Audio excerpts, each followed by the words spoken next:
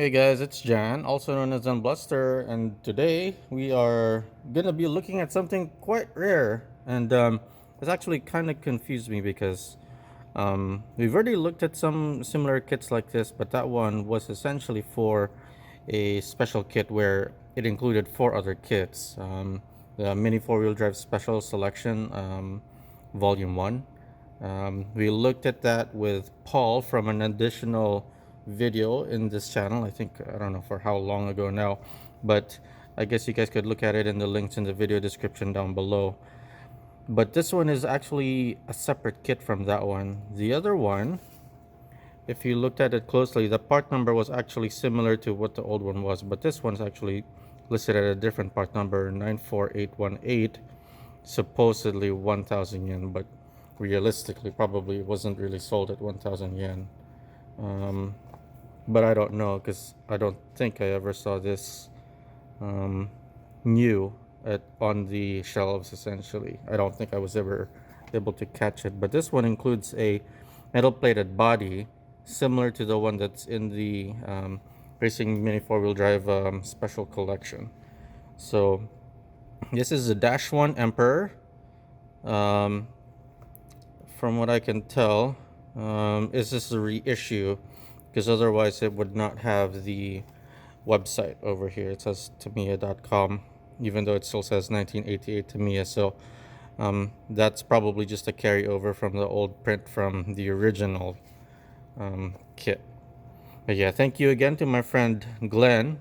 He's one of the guys who actually absolutely loves the Dash 1 Emperor. So thanks, man, for letting me borrow this kit so that we could share it to the people out there in the internet and they can appreciate what a historical kit this was at the time. So this isn't an original, this is a reissue, but this is a limited edition version of that. So like I said, it's evidence from that part number. It starts with a 9 number, so that's how you know it's a limited edition. And it looks like he ended up leaving tape on, so I don't know what it is with like the box is still being sealed. I'm gonna try and peel this without damaging the box. We don't need that there. Okay. Alright. So let's pull that. That's fine. And then let's get to the other one. Looks like this side is a little bit pulled up. Jeez. You didn't need to tape this, Glenn.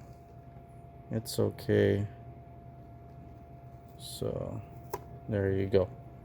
Alright, all good. Alright, so let's go ahead and take a look at what is inside. So the other kit that we looked at before, oh man, look at how shiny that silver is.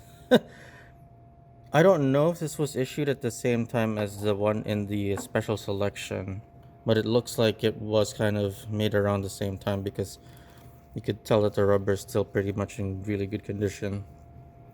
These are still slicks, considered slicks, but these are the spike tires right there. So black slicks. They, pretty much more of like an off-road version. Since this is like a pretty much like an old design kit, they still included the spike tires because it was more meant for like, putting it down on the ground. No tracks at the time yet, and kids would just follow it around and then just play with it like that. So this is more of like an off-road type of car design. So that's what type 1 was initially. So even here, let's see if we could focus. It still says Super Gripper on the on the tires right there. On the actual RC, the 1/10 scale, it also says that, and you can even color that in if you wanted to in white, because that's what it used to say on the RC kit. So pretty nice. And then over here, these are the wheels where the whites looks like a PE. I don't know what that means. Maybe polypropylene or something like that. That type of plastic. I'm not sure. But yeah, it already had the hex, which was good that they already had that back in the day. They were fairly forward thinking even back then. So that wheel design carried over till today. So people still use that hex for the wheels nowadays. That's good. So yeah, the wheels essentially would go in one way on those tires. They only go in from one direction. So this way, stuff like that. You can't really put it in the other way. I mean, you can try, but you could probably mess something up. All right, let's look at this body. This is the Dash 1 Emperor body, silver plated. Let's pop this slowly. Very nice. Look at that. Look at how shiny that is. If this was made right around the time that the other one was for the special selection, this is probably from like 2007 or around 2008. So this is quite an old kit now. Essentially like maybe 12 or 13 years old, but look at this, it's still in really good shape right there. Look at that body, very blocky, but that's what the original design was from the anime, so it's pretty close to the proportions of what the anime had and the manga from back in the day. So very cool. This was the original series of mini four-wheel drive that was pretty much designed to be marketed to kids, so the kids could get into the hobby, stuff like that. And then this is the crazy gear ratios that are included. So last time when we looked at this, if I recall correctly,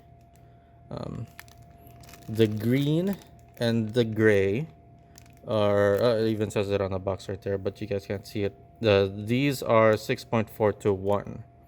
Now there should be another green in there somewhere, or maybe it's the same gear that they use, but this green and then the yellow, that is 11.2 to 1. So this is already kind of a pretty crazy gear ratio, but this with that is an even higher torque. So this is technically the speed gear ratio from back in the day, which is kind of crazy to think that 6.4 to 1 is a speed gear ratio in the Type 1 days. But yeah, the torque gear ratio is 11.2 to 1, which is kind of crazy, at least for me. I think that's the case. And then just like what we looked at before, it comes with the two different pinion sets. This one's the 12 tooth, the brown, and then the 8 tooth, which is what we still use nowadays, but just in a different design where there's a lot less plastic and slightly a little bit more durable. It lasts a little bit longer than this white pinion. And that pinion right there, sorry about that, my phone, is pretty much the same pinion that's here on the shaft, if I recall correctly. Yep, that is also the shaft here. It's a 2mm shaft that they use for the propeller that goes from the back to the front to transfer power. And then, as you can see, this is a reissue because it has the slightly newer version of the Mabuchi motor. Because the original ones, they would come in like different versions. And a really original one would be like the can would be colored gold, at least closer to gold or copper. Oh my goodness! And then the can would be a little bit more yellow. So let me turn off my phone, or at least keep it quiet. All right.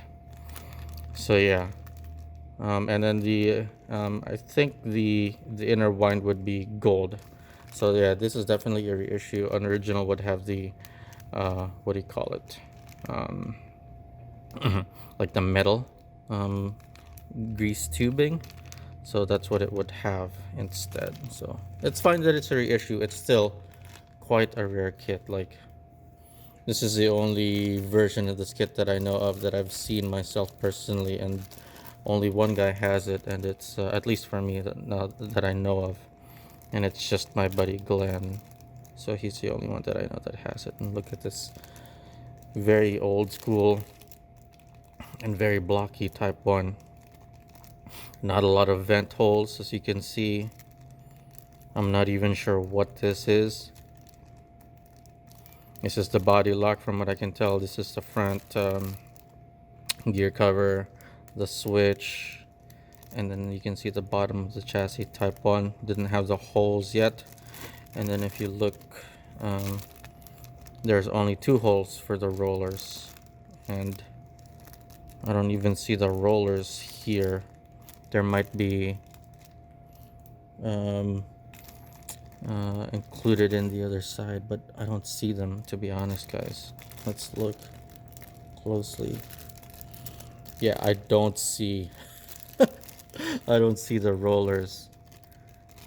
Let's take a look at the body again, just to take a quick look. No, the body doesn't have the rollers. Are they in the package? Oh, that's interesting. I don't think they had rollers. No, they don't. That's really funny. Wow. That's how old this kit is. This had the mounting points for the rollers, from you can tell, but they didn't include the rollers. Huh. That's funny. Wow. Let's look at this. Let's see. It still says 1988 Tamiya, so it's just a reissue or like a reprint of the old stickers. But I think this is the difference. You can tell it says a Koro Koro Aniki sticker for the comics, because I don't know if that was already included then back in the day. Okay, and then let's look at the manual. Yeah, this is definitely still like a much newer manual. The older manuals from the 80s, because of the additional amount of time difference from then to here, it would be closer to like a yellow color, probably. Or if you can find one that's still the actual old one, but it doesn't have the Tamiya.com, essentially that's a good tell that it wasn't original. But like if you're lucky to find them in like a whiter color like this, that's actually pretty cool. So wow, so yeah, this is a really pretty good look of what like it used to be back in the day when we had this type of kit. Let's put this all back, so we might as well go ahead and give it a rating in terms of value, collectability, and upgradability. So for value, the the value is of course going to be calculated and like of course determined by the amount that you're paying for the kit. And I don't remember exactly how much my buddy paid, but it wasn't cheap. It's definitely more of a collectible price. So I think he paid like $100 or something like that. I'm not 100% sure, so we can't really confirm that. But yeah, that's kind of a pricey kit now. But that's of course, what you get for something this old. So at least I'll give it a 5. If you were lucky and you bought it original when it first came out, probably of course like a 10, because basically you're buying that, and you know that it's gonna go, become a much more collectible kit later on. So pretty much a 5 normally. But for collectability, just because of the age, how old this kit is, we're gonna give it like a 12, because I can't really say for sure whether or not it was from 2007 that this was put up, or 2008 or something like that, or because this was a separate kit. If I remember correctly, the Dash 1 Emperors in the special selection, they didn't have if you look at it closely, they didn't have this extra sticker. I think they just had a different part number. Whatever's underneath this is what they had. Because this is a reissue box. You see the part number is different here, 94818 as well. So yeah, I'm gonna give it a 12 for collectability. And for upgradability, let's be realistic, guys. This is a Type 1 chassis, so you're not gonna be upgrading unless you're really skilled and really determined to be able to do the Type 1 chassis. There's not a lot of stuff that you can do to it. It's also not flat when you need to, when you have a bumper that's bent upwards like this. There's a lot less things that you can do other than maybe completely cut it off and then change whatever's attached to it. So yeah, I mean, even the rear doesn't have an attachment, so makes it even harder to actually upgrade this. So I'm gonna give that upgradability a 2. So all in all, the average score is gonna come in at a 6.3. Sadly, just because it's Type 1, a lot of the rating is going to be changed or lowered a little bit just because of how old the kit is.